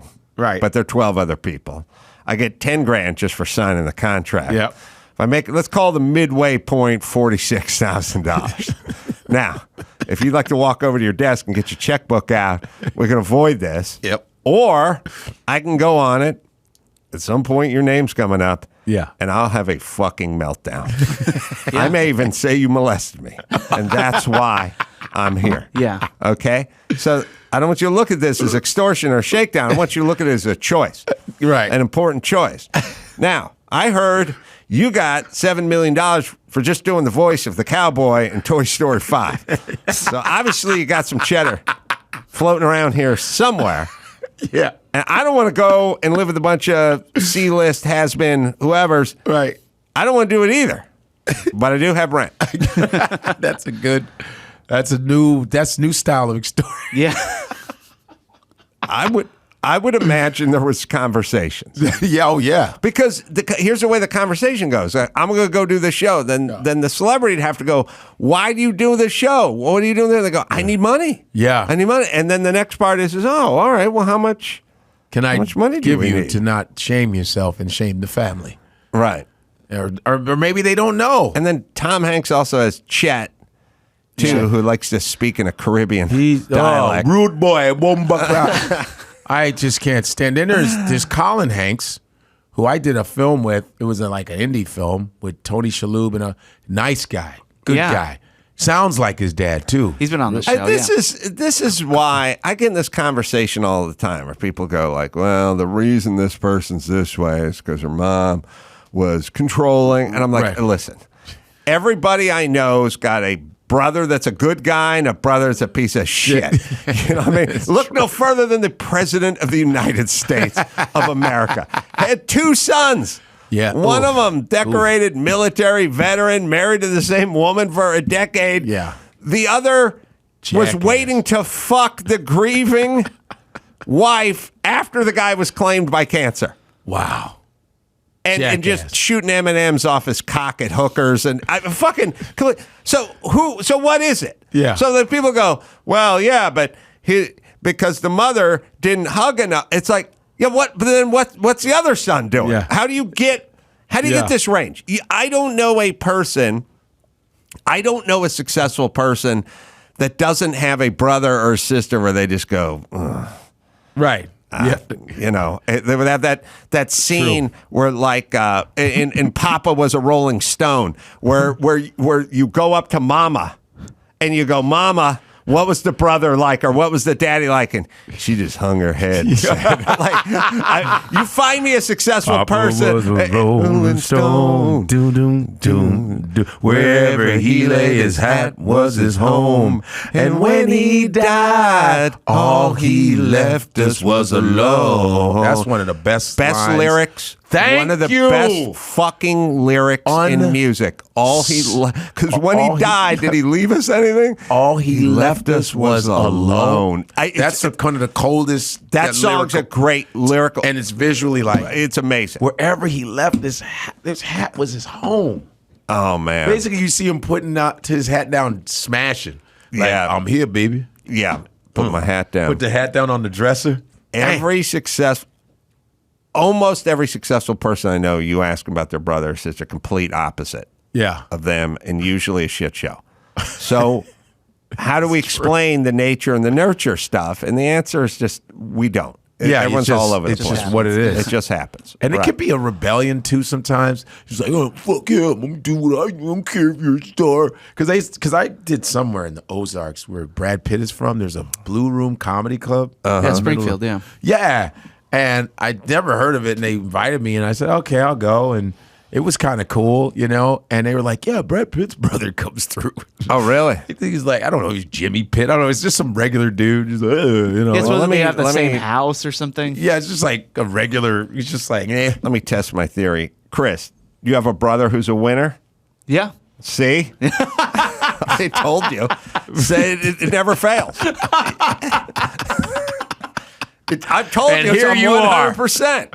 And it's not an indictment of Chris. I just want to make sure my theory's in place. You have more than one brother? Yeah, I do. Oh, okay. How is that? They're both great. Yeah, they're all awesome. Yeah. And here you are. And here I am. It's your bullshit. So Adam's theory's sound. All right, let's do one more. We got David out there. All right, so there's a police department in Georgia apologizing this week because there was they put up some video and some pictures of their training, just firing. Yeah, just some firing range stuff. But here's the picture. Oh no, that they put up. So it showed white attendees firing at targets, but each one had the same image on it. And it was black person. Yeah, black man pointing a gun. Yeah, of course. Oh, you can't do that. Can't My do that. spider senses. I know you felt it. So social media went nuts, and the department had to release an apology. Well, we're sorry. We gotta stop aiming the gun at black people. You gotta pick some race to hold the gun, I guess, right? Well, I mean, they should just do. I've done SWAT training, and they just had a drawing, right, of a guy, but silhouette maybe. They made him white. My dude, if you find me training a man show bit of me training with the Hawthorne SWAT team, right, firing the machine gun, and it's a white guy. It's a white guy. And the assailant. I think what you're gonna That's when they were called what we're gonna have assailants. to do in this new world order is sort of like, kind of what they do with like NBA logos or something. You just pick a neutral color. Get a neutral color, like a green man or something like that. Yeah, you know? can fast forward it a little bit, but let's see. I'm at the Bad boy play a thing where I hold it sideways and start yelling, calling everyone bitch. Oh, you're shooting. That's the Fonz. That's Fonzie. Now halt! Halt! Wait, that comes first? Yeah, that usually comes first. That's how they do us. Okay, well, I'll straighten that out on the street. That's how they that's in the streets all the time. I don't play by the book. I play by this pamphlet. It has all the stuff the book has in it, but it's smaller. It's an easier read. There, that's better. Any questions? I didn't think so. Good aim. Good aim. Now, seriously, did you have any questions? Not at all. Whoa. You know how to shoot in general, huh? No, that's the first time I did. Oh, go back a little. I fire a full automatic shotgun and everything, and a full automatic machine gun and everything. I never fired a gun before in my life. They just Was it fun? Gave me some. You got to go back a little bit. Oh, let's see if there's. Damn. No, machine gun. Sorry. You see, I think at the beginning I fired. Before the pistol? Oh, wait a minute. Why did I was firing? Well, that's weird. I wonder if they cut the machine gun out. You probably did. Oh, You that's were going weird. nuts, probably. I was going nuts with a machine Probably shooting gun, all over the and I was place. yelling "Top of the world, Mom." Oh, damn, James Cagney. Yeah, and they they had a poster of a white guy holding a white chick hostage. That's awesome. And Oh, yeah. where this Please come from? don't do a black dude they with a cut white it. chick. They cut it out. Somebody cut it out. That's weird. Where'd you never thought about get that? Suck it. I like shooting people much better. Oh, maybe it's late. Mom! Top of the world! Damn! It's another. I think I got him that time. You think so? Yeah, I'm pretty sure. I just shot the When wall. I got it on her shoulder, would have probably cleared her shoulder and probably caught him, in his shoulder. Yeah, excellent. Yeah. That's my plan. There it is. I don't want him to think I'm shooting it at the perp. My plan is I'm shooting at the hostage, but the bullet's passing through. I had that poster for a long time. I took that machine gun at 15 yards or something and just sprayed her intentionally. We didn't cook I didn't even that. get an accidental shot at the perp. Maybe you I'm caught her pretty cheating. good with the piece. Maybe you caught her cheating, and you're like, "Yo, bitch!" Yeah, I didn't know backstory. You said you were just friends. So this police department, they obviously apologized, but what they said was, look, these targets we got as part of a package that had various ethnic groups. We just ran out of all the other ones, so these are the last ones left. These just happen to be our favorites. They're just gonna have to go. I was 2 for 2 with white dudes, though. Yeah, One awesome. dude was blonde. Blonde There as was shit. just a white perp. I didn't. They would call assailants back then. Yes, I didn't have a problem with it. Man, they had black people, and I'm sure they do that because, look at the way they act in the streets. Automatically, when they see, it's almost like you're training people, like you're training them in driving. You react to certain colors, like green. You know how you go and green. You see a green arrow, you move. So you react to green when you're driving. You react to red. You react to yellow. So it's almost like they go maybe complexion-wise. They go, when you see this, you know how to act. When you see a white person, you're okay, everything fine. You're training by color. I would argue Like a street light. that they should use no photographs. None. Because that dude who was being shot at is a dude. Yeah. He's an actor, probably, or model or something. Yeah. But he's there. And if you trained with that dude you live in the same town, and at some point that dude comes walking around the corner, you just start reaching for your piece, right? But that's how they're training them. It's like basically they're saying we want to kill black people more often. I mean, well, so but I got trained to kill white people. Well, Let's good. Be fair. Keep it up, because goddamn it, we need to equal this shit out. No. Jokes, everyone. You gotta jokes. use drawings of certain Dr. Seuss-esque. That would be speeches or like a something. Lorax or something Lorax, like that. Or yeah. a Cat in a Hat. You know Just what I'm saying? pick a color that's not black nor white. How about a Scooby Doo or a Zoinks, like a Shaggy, just different cartoon characters. I think that'd be distracting. Bugs Bunny, and you'd have to clear it with Hanna-Barbera. Yeah, you know they what I wouldn't mean? want it. No way. And then there'd be like, next thing you know, you're shooting at pebbles. And bam, bam, bam, bam, bam. How about All right. Stewie? Maybe no. David Fishof is here. He's the guy who started Rock and Roll Fantasy Camp, and so now I have this interesting comedy fantasy camp, and he's out there. Godfrey, you're going to hang out, right? I think Yeah, you should man. be in on this. We should talk about Why this. not? We'll talk to him right after this. Viator experiences are what people love most about travel. I mean, God, taking my son fishing in Alaska, that was so amazing. I'll never forget it. Viator, it's a website and app for booking travel experiences, like seeing Stonehenge or a walking tour of Rome. Over 300,000 bookable experiences in 190 countries. Millions of real travelers' reviews. So you have the information you need to book the best activities for your trip.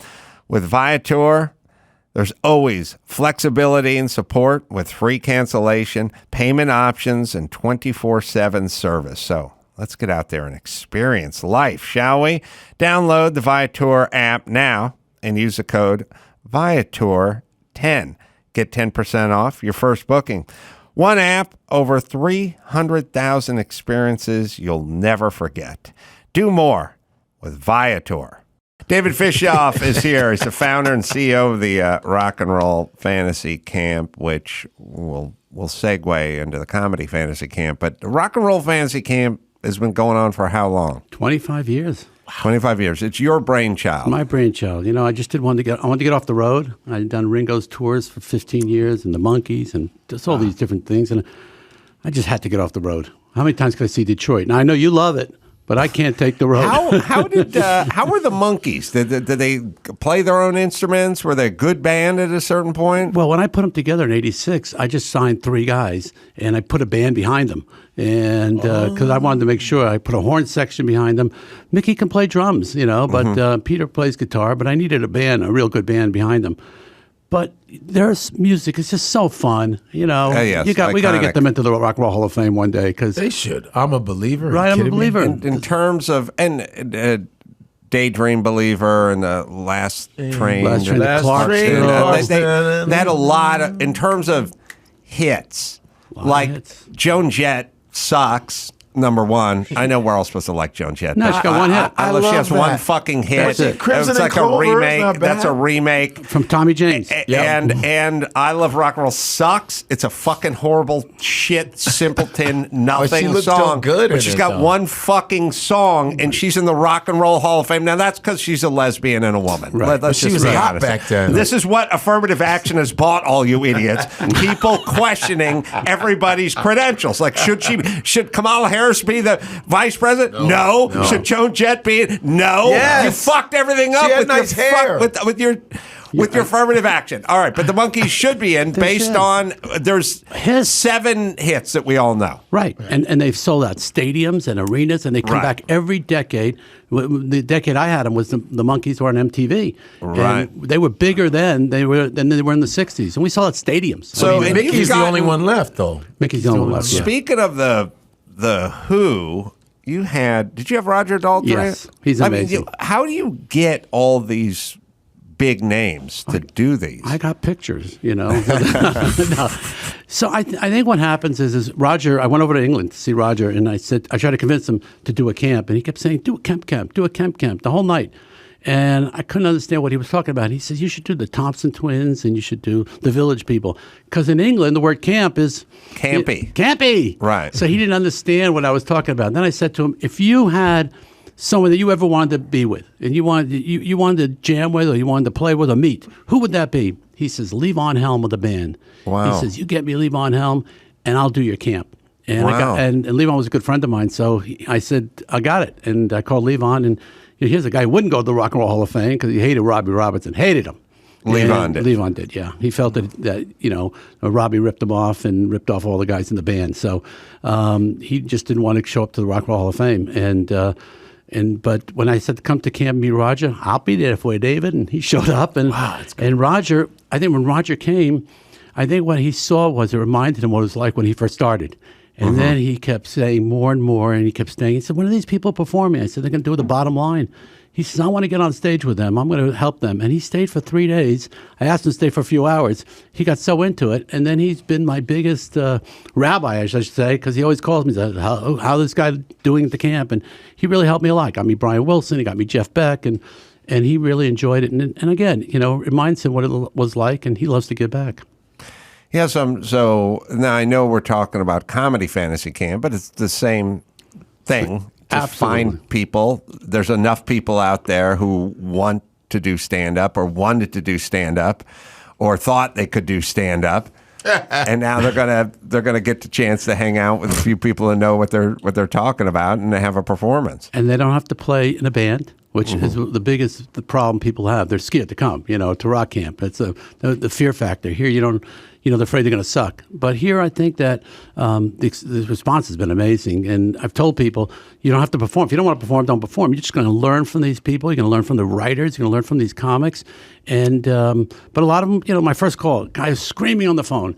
He says, I'm a gynecologist. I just retired, and my wife doesn't think I'm funny. My kids don't think I'm funny. I'm funny. You know where I go every day? You know what I do? And he starts doing a whole routine.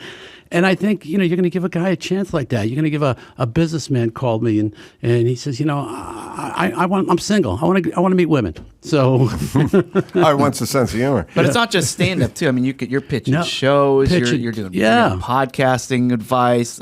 You're writer's room. So the comedians will be me and Leno and Harlan Williams, Caroline Ray, Alonzo Bowden as well. And then writers will be people like Carol Leifer from Seinfeld and Saturday Night Live and even my buddy Kevin Henschel will be there as well. And it's a good concept. It's an experience. I think at some point you get to a point in life where you want an experience over a third car or over a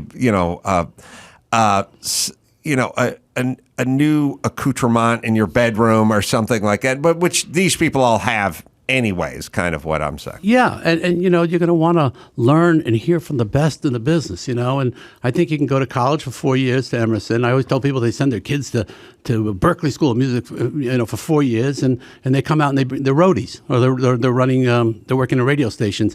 And I said, here you're going to get a chance for 4 days to really ask these people from the minds who've made it, and I think it's gonna be incredible.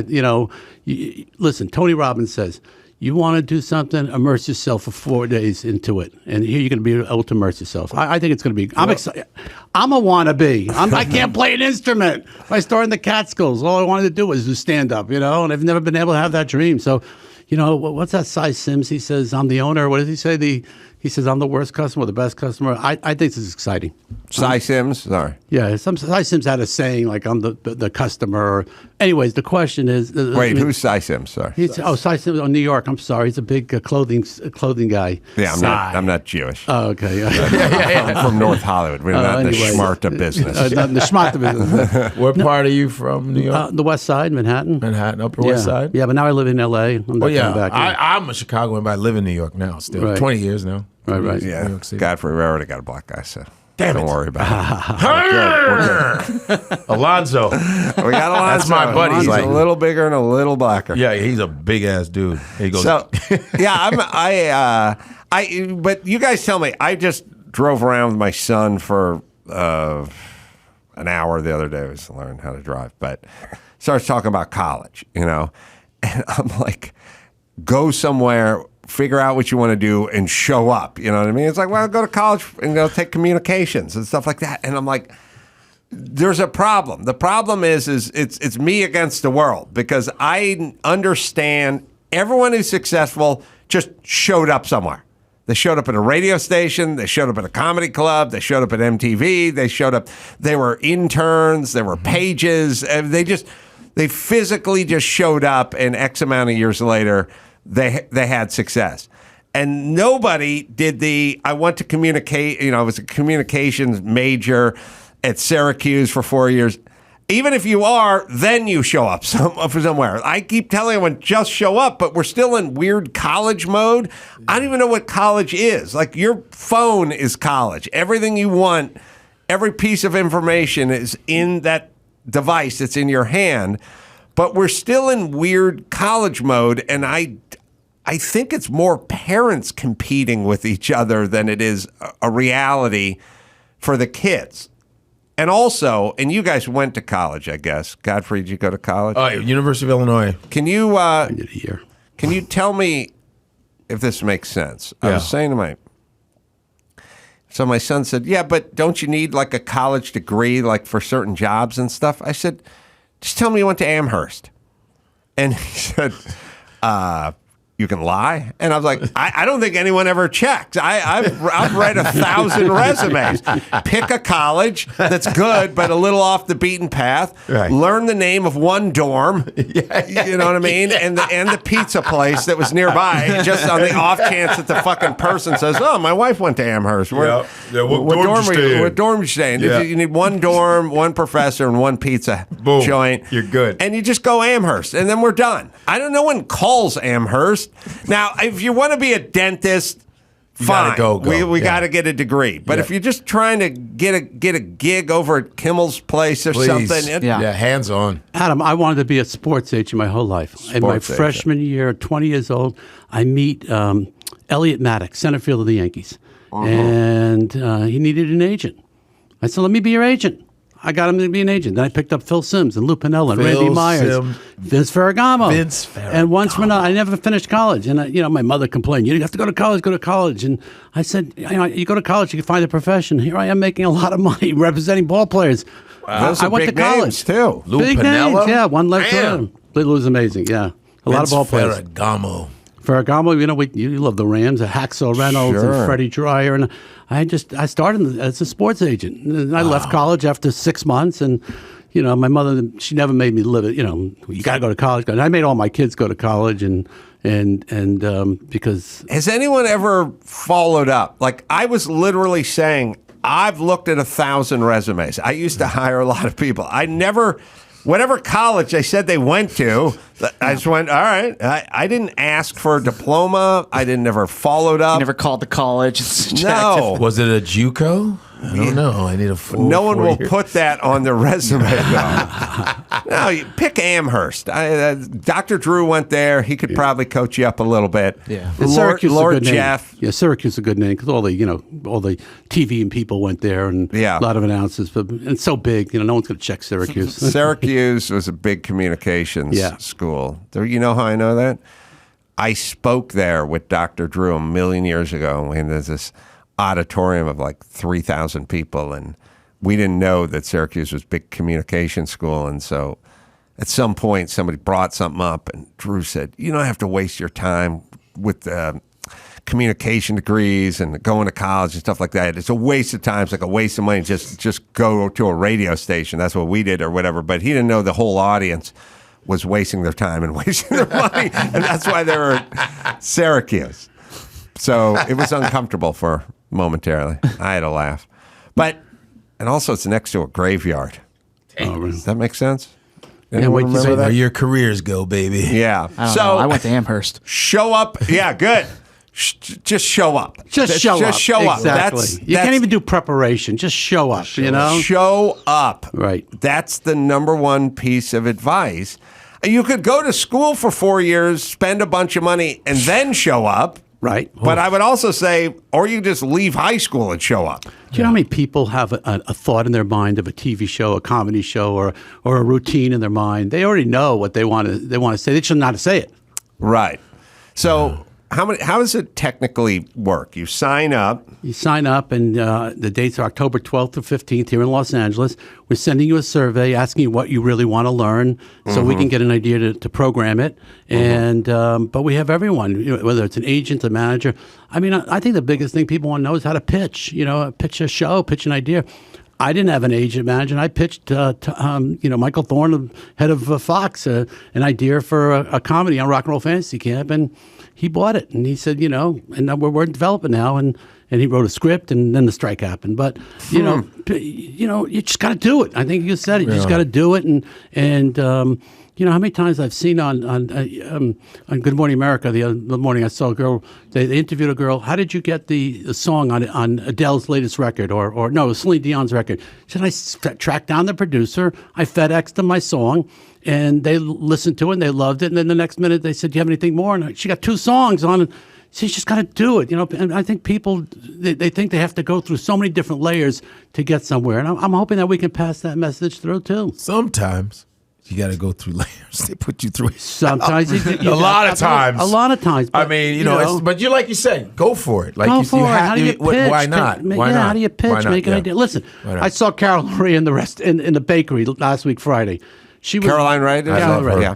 Okay, so I walked over to her and I said, Carolyn, she said, yeah. I said, David Fishof. I said, I'm doing this comedy camp with Adam, and, love to have you. I'm a big fan of yours. She said, I would love to do it. She said, I love to teach executives how to be funny. And she said, count me in. Just like that. She's in the bakery. And then she starts doing an impression to my daughter from her TV shows. And, I just think that you just got to do it. You got to show up. You got to do it. And I try to teach that to my kids, Yeah, well, I think your tribe calls it chutzpah. Chutzpah. Chutzpah. Chutzpah. Yeah. You have to. It's kind of weird because I don't have chutzpah, but I did understand that I could do something and I wasn't going to stop until I did it. But I am minus the chutzpah. Yeah, but you get on that stage and you that's chutzpah. To get up there and test that material and keep working and being sharp, and you work at your craft. Yeah, no, I do, and I think about, and it was a couple of things. First off, people, especially established people, they like giving advice and lending a hand to folks. They're always flattered, and they most assuredly always do it. I always sort of find, I always think to myself, like, why don't more people ask more people questions?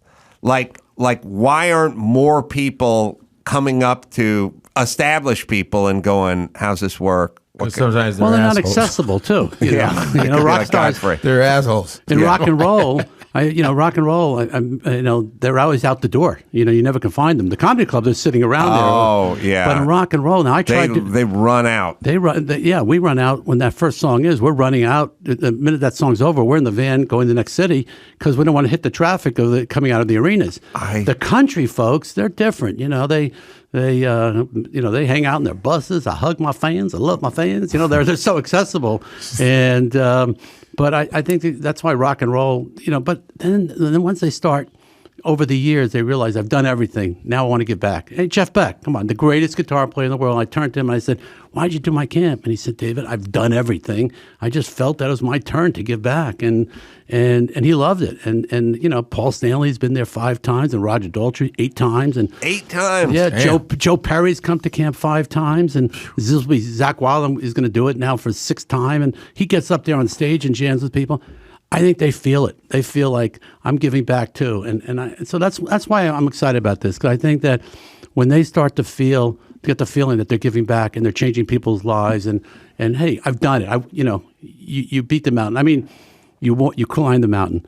I think in my movie, what's his name? Gene Simmons. He says in the doc, yeah, Rock Camp. It's on Amazon. I'm here. I'm plugging. But meanwhile, Gene Simmons says I wish they had a rock and roll fantasy camp 40 years ago, 50 years ago. Do you know how many mistakes I made in my life? I could have just learned right away and met the right people. So. I think the experience is going to be great. I think that people are going to be able to cut right to the chase, and it's going to be great. I'm excited. Again, I know I'm excited, and I'm afraid to get up there and do 2 minutes of stand up. Oh, now you not in have front to. of you. Yeah.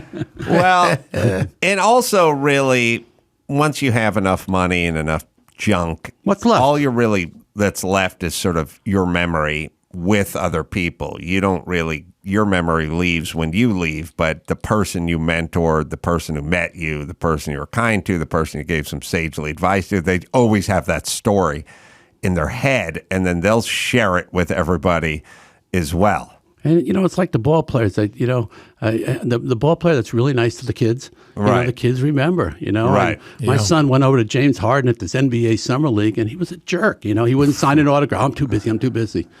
It's been 5 years already. The kid hates James Harden. To be fair, he was shooting a free throw at the time. Kid's got a lot of chutzpah. Yeah. So if you're kind, you're going to get it back. The band's on the move, man. I never go up to anybody. I don't have the chutzpah, but I was in. First of all, you got to say it right. Chutzpah. I don't. CH, I feel like that's cultural appropriation, though. And then you're schwitzing, you trying got to it. talk to the person. And how do you say money?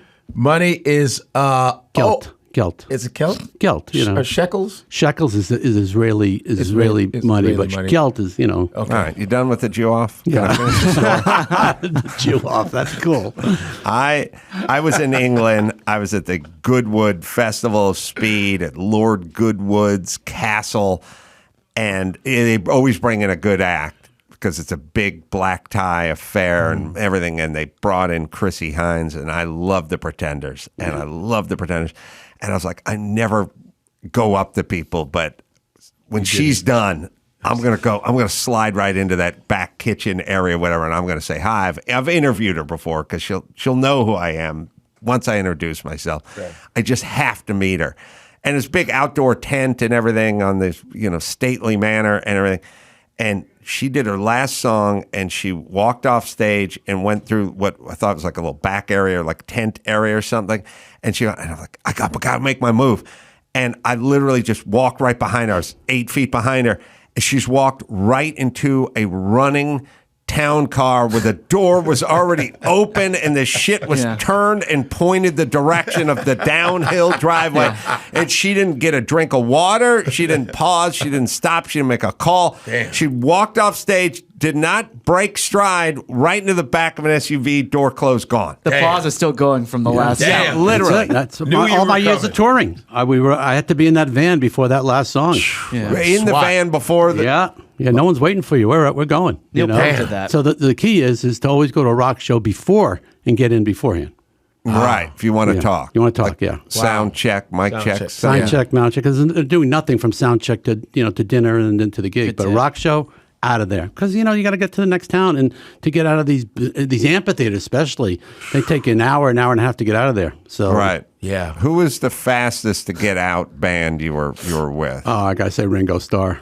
15 years. We, to get a police, always got a police escort and just get them out to the next town and to the airport. But some people like to stay, but Ringo loved to run, and I don't blame him. Because you're there you're there from 2 o'clock on because you got to do the sound check and you got to, you want to get there also before the cars come in. You want to have dinner, so you're there from 2 o'clock to 12 o'clock. I mean, you're doing 10 hours at the arena, so you want to get out of there. You're a comic. You show up. Ringo? He's great. He's still working. 82 years old. Just came off tour. I think I love the Jackie Mason line that he said. People say, "What do you still work for?" And it's when I'm on the road, I'm a comic. When I'm home, I'm a schmuck. I got to throw out the trash. So it's what keeps people on the road. And I think what's great about him is he loves to work. He loves people. I don't think I've ever met him. But I'd love to interview him. You got to swing it. I did. You have? When I was at Sirius XM before I got fired, I was Sirius XM, and Sirius XM, it's like the Hollywood of radio. Yeah. Right. I saw Ringo Starr, and a guy I know who does the PR goes, "You want to meet Ringo?" I go, "Yeah." Everybody wants to meet him. And he was just really cool. I was like, "Hey, Ringo." I was like, cool dude. Yeah, he's really cool. He's really cool. I got, it's so funny. I'm doing a camp in 2 weeks. I got Pete Best. Pete Best, the leftover guy. Huh? The guy who got fired. Pete Best. Yeah, Pete he's coming to the fantasy camp. Yeah, he's going to drum with everyone. It's going to be great. Pete Best is going to say, "I'm the original." Yeah. No, he still hasn't been told why he was fired. He was just Really? Yeah, there was so many rumors. Maybe his hair his hair was curly, so he couldn't get it like the Beatles. And Really? he got all the girls. His mother had an affair with the tour manager, and there were so many different reasons. And of course, they say he wasn't as good as Ringo, and Ringo's a great drummer, but he still wasn't told directly that he was fired. Who fired him? Epstein. Epstein fired him, the manager. And, Really? Yeah, he fired him. Is it right before they broke? No, he did one or two songs, and they were in Hamburg, and then I think he got replaced right after. Best. They recorded one or two songs, and then he made a lot of money in the anthology. They did the anthology, and they had to use his footage, and they paid him really well, and so he's been taken care of. Best, but never sat down with any band members and had this discussion. No, not at We all. need an interview for that guy. Yeah. Pete Best. I remember learning about There's that. a Best Fest in Liverpool. Best Fest. And he still works. In and- Liverpool. Yeah. Wow. Not great. He never told him. I'd like to interview that guy. I get the hair. awesome. I got curly hair. I've been thrown out of a few bands just because of my hair. Like, if your It's like hair a is not fro. going to do what everyone else's hair is going to do in the band, You got that. you got to get out. Yeah, you got a froish. I mean, there's one rumor. There's one rumor that says he got all the girls. And so Was he a good-looking guy? Yeah, he has pictures of back then. They looked Haters. great. Yeah, Haters. haters. They were haters. All right. Well, let me give a plug. It's Comedy Fantasy Camp. That'll be in Hollywood, California. That'll be October 12th through the 15th. And you can go to Fantasy Camp. Comedy Fantasy Camp. Comedy fan. Oh, I don't know why is one underlined, though? Comedy. I don't know. Fantasy camp. Okay. You can go to comedyfantasycamp.com and check out that Rock Camp doc. That's real good on Amazon Prime as well. And I'll see you at Comedy Fantasy Camp along with a bunch of other really cool names. Godfrey, everyone, going to be at the Improv in Ontario. That'll be tonight, as you hear this, through Sunday. Thursday through Sunday. And then godfreylive.com is where you go if you want to find out all his dates around the country. Thanks, David. Thanks, Godfrey. Appreciate it. Thank you. Until Appreciate it. next Nice meeting time. you. Nice meeting you. Adam Carolla for Good David guy. Fishof and Godfrey and Max Pattis saying mahalo.